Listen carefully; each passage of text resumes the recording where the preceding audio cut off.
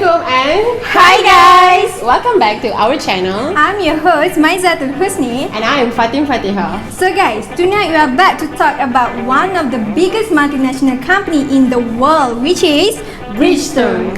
Bridgestone is one of the biggest tire producers in the world. In the world, babe, can you imagine it? It is really a big company in Japan and had established since 1931 by Shojiro Ishibashi. That's right, Fatin. Shojiro Ishibashi at first took over his family clothing business in Fukuoka in 1906. His dream is to dedicate his life to contributing to the nation of Japan. I heard that he used all the money that he got from the rubber shoe business and decided to make tires, which was an industry that exists in Japan at that time. He believed that the industry will give luck to him in the future. So May, how the company got their name? From the information that I got, basically Bridgestone is the direct English translation for Shojiro's surname. So, if you guys want to know more about the Bridgestone, let's take a look to this video. Roll it. After the year 1945, the war had ended. The company needed to recover back after the war ended. The company was able to restart production immediately. The company faced many obstacles and eventually emerged from the war as a stronger organization. In 1951, Bridgestone was the first company in Japan to begin selling rayon cord tires, and a 5-year project to modernize production facilities was started. Bridgestone began selling nylon tires in 1959. Then, they built a new plant in Tokyo that was opened in 1960 to expand the automotive market. Their first overseas plant since the end of the war was opened in Singapore in 1965, and production was also commenced in Thailand in 1969. Then, it expands overseas market by establishment of Bridgestone Tire Company of America in 1967 to serve as the company's US sales headquarters. In addition to beginning production in Indonesia and Iran, in 1976, the company invested in a Taiwanese tire manufacturer and purchased a tire plant. In 1988, Bridgestone purchased a plant for manufacturing tires and diversified products in Australia. Bridgestone purchased a tire plant in Tennessee from the Firestone Tire and Rubber Company, which became the company's first manufacturing plant in North America. This is one of the strategies of overseas expansion with the goal of becoming one of the world's top 3 manufacturers of rubber products. Bridgestone also began operations in Turkey under a joint management agreement in 1988. To enhance the company's corporate identity, Bridgestone Tire Co. Limited was renamed to Bridgestone Corporation in 1984. They also established a new European headquarters for Bridgestone and new headquarters in the Americas in Nashville, Tennessee. Not only passenger tires, Bridgestone also provide many more products such as motorcycle tires, commercial tires, and specialty tires. They also produce the diversified products such as conveyor belt, hydraulic hose, and rubber track. They also provided the basic knowledge of tires for the customers who want to know. The Bridgestone Group has about 180 manufacturing plants and R&D facilities in 26 countries and sells products in more than 150 countries worldwide. Wow, they are able to penetrate about 150 countries, guys. So amazing. Although it is not from Malaysia, but still I am proud that an Asian company can do that. By the way, guys, I am extremely excited tonight. You know why? This is because tonight we will be having a manager from Bridgestone here in our own studio. So now please welcome Miss Yana from Bridgestone Malaysia. Hi Miss Yana, how are you? Hi, I'm feeling great. We are glad to have you here. Thank you. So thank you so much for coming to our show. So guys, we will ask few questions to Miss Yana about Bridgestone, so don't miss out. So Miss Yana, can you share with us how Bridgestone can grow worldwide successfully? So actually there is a reason why we can penetrate our business into these countries, which are by doing several modes of entry to other countries. For example, we are doing licensing, joint venture, and franchising. People who are interested to run the business with Bridgestone can pay the specific fee and the licensing or franchising for the product. It is actually one of the ways how we can expand our business. Oh, so cool. So anybody out there who do business, if interested, you can do the same thing. It is very profitable for you guys. Besides that, is there anything else? Yes, they are. Okay, for your information, after Bridgestone has established the first plant in Japan, our company had expanded our business by opening up a new factory in Singapore, and we also have been major manufacturer factory for tires all around the world, and some are located in countries like Europe, United States, and also in the Middle East. Oh, but Miss Yana, I heard that Bridgestone have their own mode of entry that they use, which is why they can be very successful right now. Oh yes, the mode is called as turnkey project. Most of our companies around the world are built up under this specialized entry mode. Okay, turnkey project is a contract where the firms agree to be reconstructed by the purchaser and then turn over the project under the purchaser. Okay, for example, we can see that when in March 1981, Bridgestone purchased the first manufacturing plant in North America, which is Firestone Tire and Rubber Company. Wow, no wonder Bridgestone can be what they are right now. It is a very good strategy. Good job, Bridgestone. Now, we already had a very good talk with Miss Yana. Thank you so much for coming and share this information with us. It is so inspiring for lots of people out there. Okay, thank you for inviting me today, and don't forget to use our Bridgestone product, the best among the best. Okay, from Miss Yana, we get to know a lot of information about Bridgestone. Now, we will continue more about how Bridgestone in other countries. Today, we will have our reporter that specially sent to Bridgestone Japan to interview more on the Bridgestone there.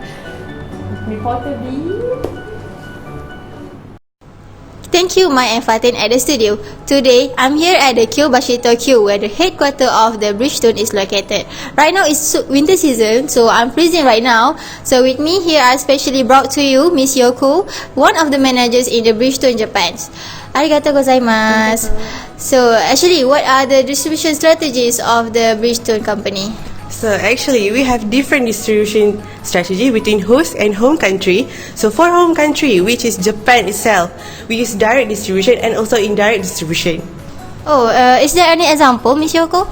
Yes, in Japan, which is the home country for Bridgestone, the tires can be purchased from automobile manufacturers exclusively and directly from Bridgestone factory. It is also available for retail purchase as at its store for the consumers. And this is the example of direct distribution. Oh, so thank you, Miss Yoko.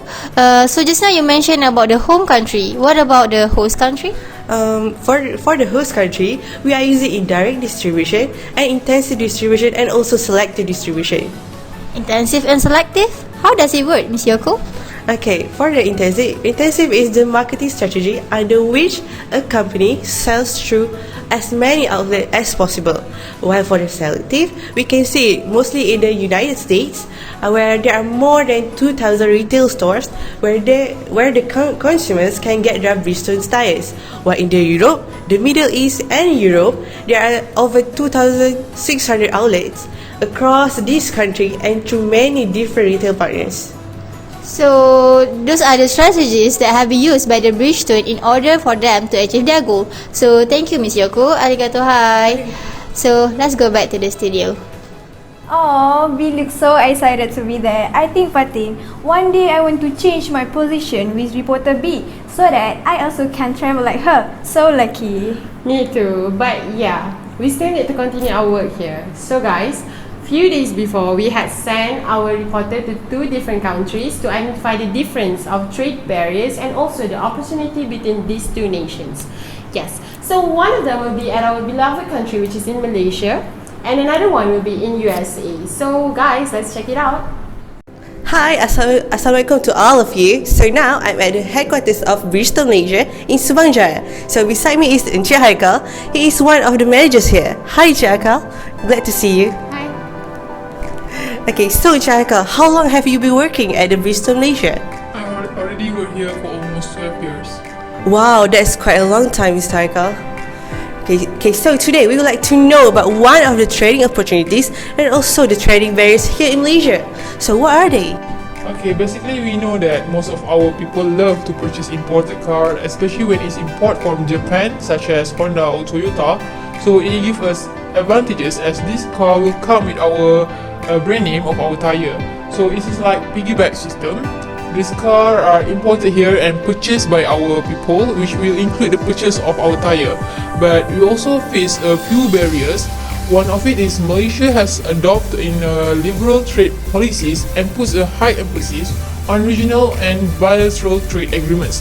In order for Bridgestone Corporation to operate their business in Malaysia, they need to fulfill a few requirements such as import permits, restriction on the foreign involvement, and also intellectual property rights. Oh, thank you so much for the information, Mr. Haikal. So guys, that is all about Bridgestone Malaysia. So how about you, Nana, in the United States? Thank you, Yana. I'm doing great here. So guys, here I'm at the Bridgestone USA, which is located at the Nashville. With me here, I present to you Mr. David, one of the managers here. So how are you, Mr. David? I'm fine, thanks for coming and welcome to Nashville. So Mr. David, can you please explain a little bit about the trading opportunities and also the trading barriers in USA? Okay, one of the trading opportunities is that franchises in the USA work well because they deliver goods and services in a consistent manner, regardless of the location. Okay, a franchise in the United States allows for the flexibility of business ownership without much pressure. Okay, for the barriers, we need to identify a few things such as the high tariffs on certain products. Okay, there are restrictions on selling to the government of the country and also require import licensing. So we really need to keep in our land in order to reduce the barriers that our company needs to face. Oh, thank you so much, Mr. David. So that is all for me. I'm Nana reporting from Nashville. Thank you. Wow, thank you Yana and Nana for the information. So May, we had reached our last session. What is it, May? Oh, for our last session, we will show you the 5 selected issues related to our star tonight, which is Bridgestone. So let's take a look. Miss Dila?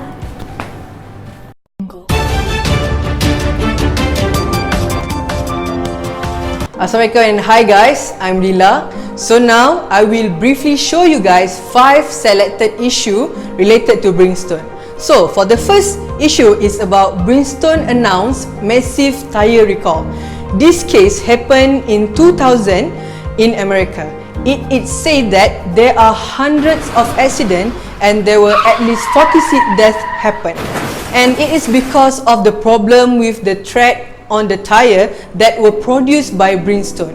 In the same year, Bridgestone had started to recall all the tires starting from the western side then to other regions. In fact, from this case, Bridgestone had to face about more than 50 lawsuits regarding this issue.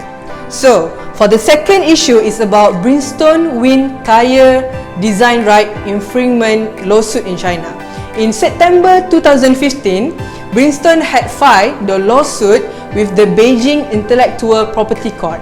They claimed that one of the manufacturing tire in China had produced the same design of truck tires owned by Bridgestone.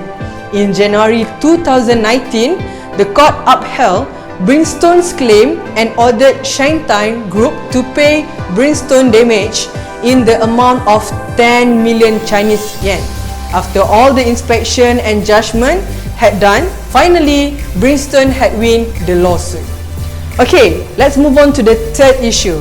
The third issue is about Bridgestone look to sell business in the crisis staggered Venezuela after 62 years. This issue talk about how Bridgestone solved their international business problem with their host country.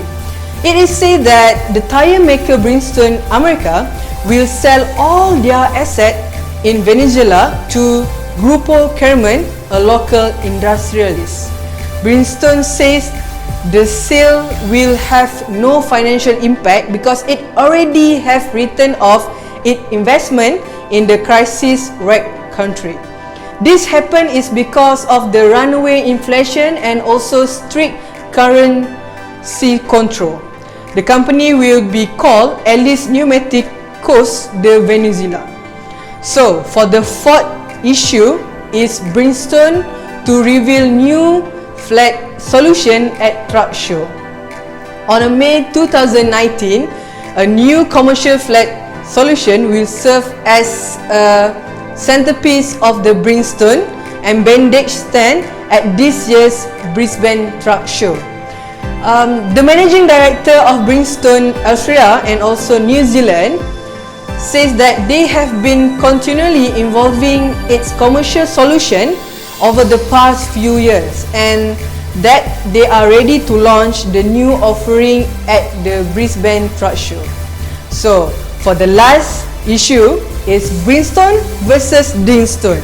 So, Bridgestone had made a claim for the Bridgestone company for using the Stone name. They said that it will give the bad impact for their company as the customer might confuse between this company.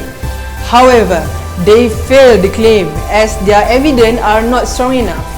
The expertise says that even though Bridgestone was using the brand name similar to the Bridgestone, but it doesn't affect too much on Bridgestone Corporation.